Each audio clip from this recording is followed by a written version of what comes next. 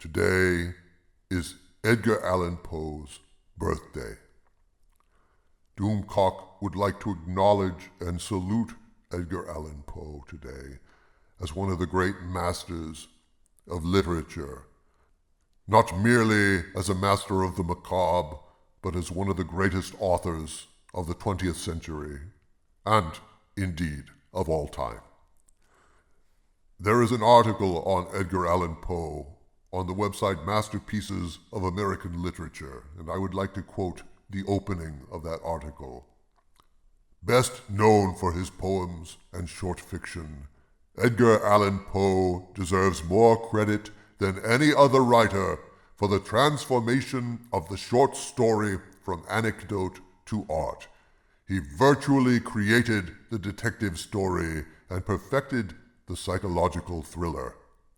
He also produced some of the most influential literary criticism of his time, important theoretical statements on poetry and the short story, and has had a worldwide influence on literature. Edgar Allan Poe did, in fact, virtually invent the detective story, and he was an inspiration to Conan Doyle, the author of the Sherlock Holmes series. And yet, despite his undeniable literary genius and his posthumous fame, his lifetime was one of obscurity and struggle. He actually had to print his first book at his own expense. Edgar Allan Poe, that towering literary genius, self-published his book. So did Walt Whitman, for that matter. His Leaves of Grass, he self-published the first edition of that. Edgar Allan Poe lived a life of misery, alcoholism. He contracted tuberculosis and he died broke and penniless in obscurity. Doomcock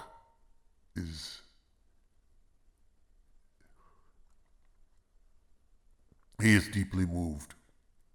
Deeply moved.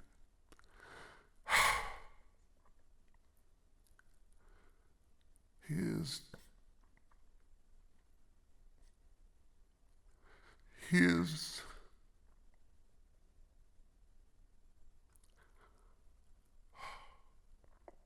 is humbled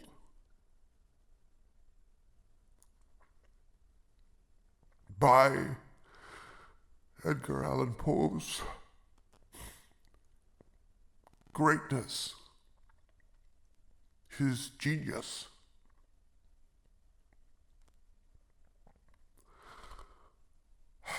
And if Doomcock had a heart,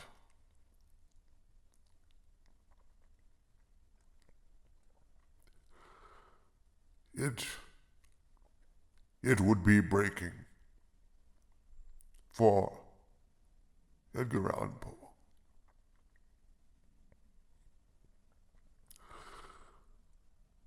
And so today, to conclude this podcast, Doomcock would like to read perhaps his greatest short story, The Masque of the Red Death. If you do not wish to hear it, you may terminate the podcast at this time, but I read it to remember the great Edgar Allan Poe. I wish your life had been more filled with joy and recognition and honor. I wish you had not died as you did. And I wish and I hope that somewhere you look down and you see how you are revered and remembered. Edgar Allan Poe died October 7th, 1849. from alcoholism, tuberculosis, and loneliness. And so, Doomcock presents to you the Masque of the Red Death.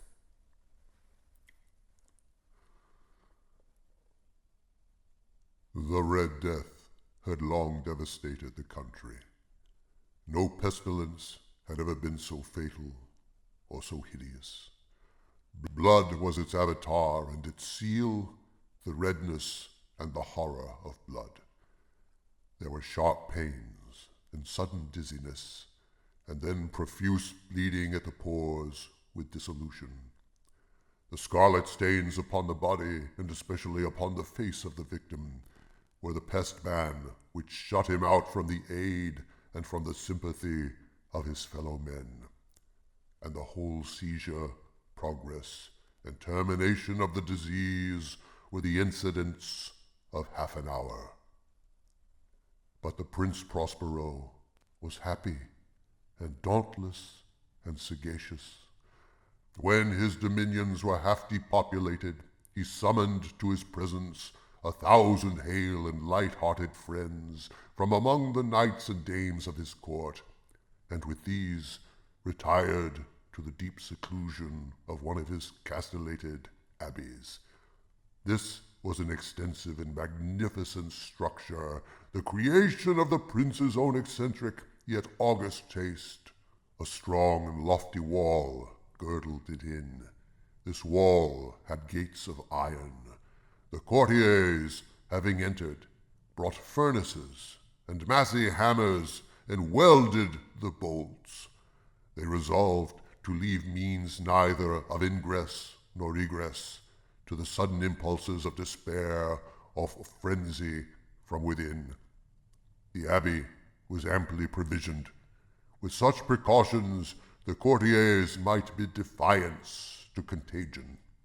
The external world could take care of itself. In the meantime, it was folly to grieve or to think. The prince had provided all the appliances of pleasure. There were buffoons, there were improvisatori, there were ballet dancers, there were musicians, there was beauty, there was wine. All these and security were within. Without was the Red Death.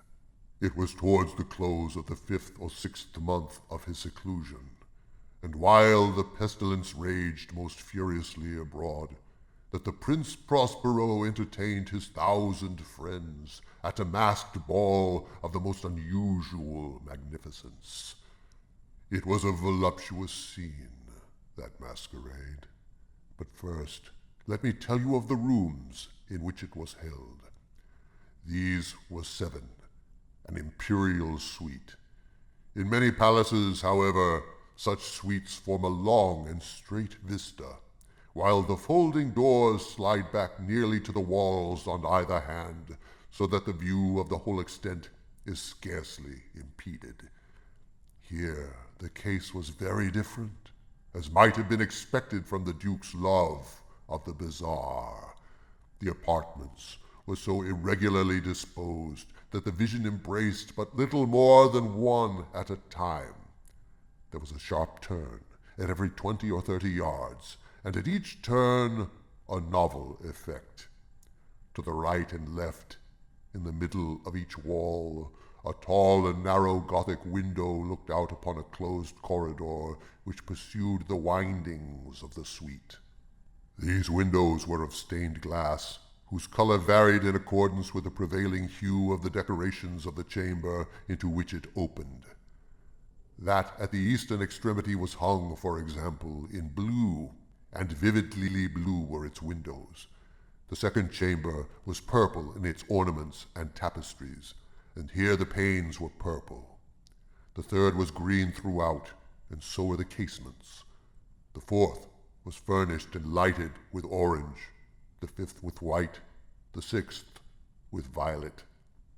The seventh apartment was closely shrouded in black velvet tapestries that hung all over the ceiling and down the walls, falling in heavy folds upon a carpet of the same material and hue. But in this chamber only, the color of the windows failed to correspond with the decorations. The panes here were scarlet, a deep blood color. Now, in no one of the 7 apartments was there any lamp or candelabrum amid the profusion of golden ornaments that lay scattered to and fro or depended from the roof. There was no light of any kind emanating from lamp or candle within the suite of chambers, but in the corridors that followed the suite there stood, opposite to each window, a heavy tripod bearing a brazier of fire that projected its rays through the tinted glass and so glaringly illuminated the room. And thus were produced a multitude of gaudy and fantastic appearances. But in the western, or black chamber, the effect of the firelight that streamed upon the dark hangings through the blood-tinted panes was ghastly in the extreme, and produced so wild a look upon the countenances of those who entered, that there were few of the company bold enough to set foot within its precincts at all. It was in this chamber, also, that there stood against the western wall a gigantic clock of ebony. Its pendulum swung to and fro with a dull, heavy, monotonous clang. And when the minute hand made the circuit of the face, and the hour was to be stricken, there came from the brazen lungs of the clock a sound which was clear and loud and deep and exceedingly musical, but of so peculiar a note and emphasis that, at the lapse of an hour, the musicians of the orchestra were constrained to pause momentarily in their performance to hearken to the sound, and thus the waltzes perforce ceased their evolutions, and there was a brief disconcert of the whole gay company. And while the chimes of the clock yet rang, it was observed that the giddiest grew pale, and the more aged and sedate passed their hands over their brows, as if in confused reverie or meditation. But when the echoes had fully ceased, a light laughter at once pervaded the assembly. The musicians looked at each other and smiled as if at their own nervousness and folly, and made whispering vows, each to the other, that the next chiming of the clock should produce in them no similar emotion. And then, after the lapse of 60 minutes, which embrace 3,600 seconds of the time that flies, there came yet another chiming of the clock, and then were the same disconcert and tremulousness and meditation as before. But, in spite of these things, it was a gay and magnificent revel. The tastes of the Duke were peculiar. He had a fine eye for colors and effects. He disregarded the decora of mere fashion. His plans were bold and fiery, and his conceptions glowed with barbaric luster. There are some who would have thought him mad. His followers felt that he was not. It was necessary to hear and see and touch him to be sure that he was not. He had directed, in great part, the movable embellishments of the 7 chambers upon occasion of this great fete, and it was his own guiding taste which had given character to the masqueraders. Be sure they were grotesque. There was much glare and glitter and piquancy and phantasm, much of what has been seen since in Hernani. There were arabesque figures with unsuited limbs and appointments. There were delirious fancies, such as the madman fashions. There were much of the beautiful, much of the wanton, much of the bizarre, something of the terrible, and not a little of that which might have excited disgust. To and fro in the 7 chambers there stalked, in fact, a multitude of dreams, and these, the dreams, writhed in and about, taking hue from the rooms and causing the wild music of the orchestra to seem as the echo of their steps. And anon there strikes the ebony clock which stands in the hall of the velvet, and then, for a moment, all is still, and all is silent, save the voice of the clock.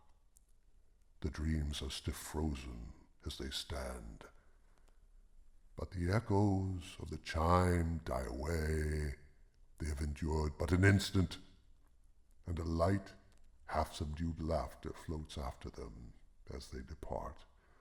And now again the music swells, and the dreams live and writhe to and fro more merrily than ever, taking hue from the many tinted windows through which stream the rays of the tripods. But to the chamber which lies most westwardly of the seven, there are now none of the maskers who venture, for the night is waning away, and there flows a ruddier light through the blood-colored panes, and the blackness of the sable drapery appalls, and to him whose foot falls upon the sable carpet, there comes from the near clock of ebony a muffled peal more solemnly emphatic than any which reaches their ears who indulge in the more remote gaieties of the other apartments. But these other apartments were densely crowded, and in them beat feverishly the heart of life, and the revel went whirlingly on, until at length there commenced the sounding of midnight upon the clock, and then the music ceased, as I have told, and the evolutions of the waltzers were quieted, and there was an uneasy cessation of all things as before. But now there were 12 strokes to be sounded by the bell of the clock, and thus it happened, perhaps, that more of thought crept, with more of time, into the meditations of the thoughtful among those who revelled, and thus, too, it happened, perhaps, that before the last echoes of the last chime had utterly sunk into silence, there were many individuals in the crowd who had found leisure to become aware of the presence of a masked figure, which had arrested the attention of no single individual before. And the rumor of this new presence having spread itself whisperingly around, there arose at length from the whole company a buzz, or murmur, expressive of disapprobation and surprise, and finally of terror, of horror, and of disgust. In an assembly of phantasms such as I have painted, it may well be supposed that no ordinary appearance could have excited such sensation. In truth, the masquerade license of the night was nearly unlimited, but the figure in question had out-Heroded Herod, and gone beyond the bounds of even the prince's indefinite decorum. There are chords in the hearts of the most reckless which cannot be touched without emotion. Even with the utterly lost, to whom life and death are equally jests, there are matters of which no jest can be made. The whole company, indeed, seemed now deeply to feel that in the costume and bearing of the stranger neither wit nor propriety existed. The figure was tall and gaunt, and shrouded from head to toe in the habiliments of the grave. The mask, which concealed the visage, was made so nearly to resemble the countenance of a stiffened corpse that the closest scrutiny must have had difficulty in detecting the cheat. And yet all this might have been endured, if not approved, by the mad revellers around. But the mummer had gone so far as to assume the type of the Red Death. His vesture was dabbled in blood, and his broad brow, with all the features of the face, was besprinkled with the scarlet horror. When the eyes of the Prince Prospero fell upon the spectral image, which, with a slow and solemn movement, as if more fully to sustain its role, stalked to and fro among the waltzers, he was seen to be convulsed, in the first moment with a strong shudder either of terror or distaste, but in the next his brow reddened with rage. "Who dares," he demanded hoarsely of the courtiers who stood next him, "who dares insult us with this blasphemous mockery? Seize him and unmask him, that we may know whom we have to hang at sunrise from the battlements." It was in the eastern or blue chamber in which stood the Prince Prospero as he uttered these words. They rang throughout the 7 rooms loudly and clearly, for the prince was a bold and robust man, and the music had become hushed at the waving of his hand. It was in the blue room where stood the prince, with a group of pale courtiers by his side. At first, as he spoke, there was a slight rushing movement of this group in the direction of the intruder, who, at the moment, was also near at hand, and now, with deliberate and stately step, made closer approach to the speaker. But from a certain nameless awe with which the mad assumptions of the mummer had inspired the whole party, there were found none who put forth hand to seize him, so that, unimpeded, he passed within a yard of the prince's person, and, while the vast assembly, as if with one impulse, shrank from the centers of the rooms to the walls, he made his way uninterruptedly, but with the same solemn and measured step which had distinguished him from the first, through the blue chamber, to the purple, through the purple, to the green, through the green, to the orange, through this again to the white, and even thence to the violet, ere a decided movement had been made to arrest him. It was then, however, that the Prince Prospero, maddening with rage and the shame of his own momentary cowardice, rushed hurriedly through the 6 chambers, while none followed him on account of a deadly terror that had seized upon all. He bore aloft a drawn dagger, and had approached in rapid impetuosity to within 3 or 4 feet of the retreating figure, when the latter, having attained the extremity of the velvet apartment, turned suddenly and confronted his pursuer. There was a sharp cry, and the dagger dropped gleaming upon the sable carpet, upon which instantly afterward fell prostrate in death the Prince Prospero. Then, summoning the wild courage of despair, a throng of the revelers at once threw themselves into the black apartment, and, seizing the mummer, whose tall figure stood erect and motionless within the shadow of the ebony clock, gasped in unutterable horror at finding the grave cerements and corpse-like mask, which they handled with so violent a rudeness, untenanted by any tangible form. And now was acknowledged the presence of the Red Death.